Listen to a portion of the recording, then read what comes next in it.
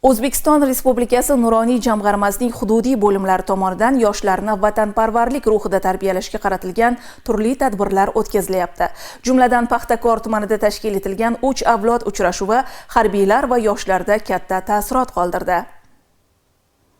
Ezgu an'anaga aylanib borayotgan tarix, bugun va kelajakni o'zida mujassam etadigan 3 avlod uchrashuvi avlodlar o'rtasidagi zanjirni mustahkamlovchi ko'prikdir. Zero keksalarning har bir so'zi hayotiy tajribasi yoshlarni vatanga sadoqat, yurtga muhabbat, boy qadriyatlarimizga hurmat ruhida tarbiyalab, yangi O'zbekistonni barpo etishda, daxldorlik tuyg'usini yanada yuksaltirishda muhim ahamiyat kasb etadi. Uchrashuvda Paxtakor tumani Nuroniy jamg'armasi vakillari, harbiylar, sportchilar, maktab o'quvchilari ishtirok etishdi. Tadbirda so'zga chiqqan keksa avlod vakillari yig'ilganlarga o'zlarining ibratli hayot yo'li, mehnat faoliyati, to'plagan boy tajribasi, shuningdek, vatan ravnaqi yo'lida fidokorlik ko'rsatgan yurtdoshlarimiz bilan bog'liq ibratli xotiralardan so'zlab berishdi. Samimiy muloqotda tinch va osuda hayotni qadrlash, yangi O'zbekiston ravnaqi, taraqqiyoti yo'lida faol va fidoyi bo'lish, millatlararo tinchlik, totuvlikka e'tibor qaratildi.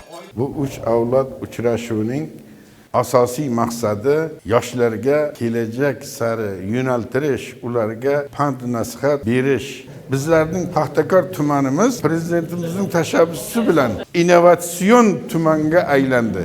Ko'p sohalar bo'yicha, faqat qishloq xo'jaligida emas, faqat boshqa sportdami, sanoatdami komil ishonch bilan shaxsdan oldinga qadam tashlamoqda. Ilgari bir-biri bilan suv talashib, yer talashib yurgan qator O'rta Osiyo respublika mamlakatlari shu kecha kunduzda bitta yo'nalishda, bitta rivojlanish va taraqqiyot sari dadil qadam bilan birgalashib oldinga ketmoqda.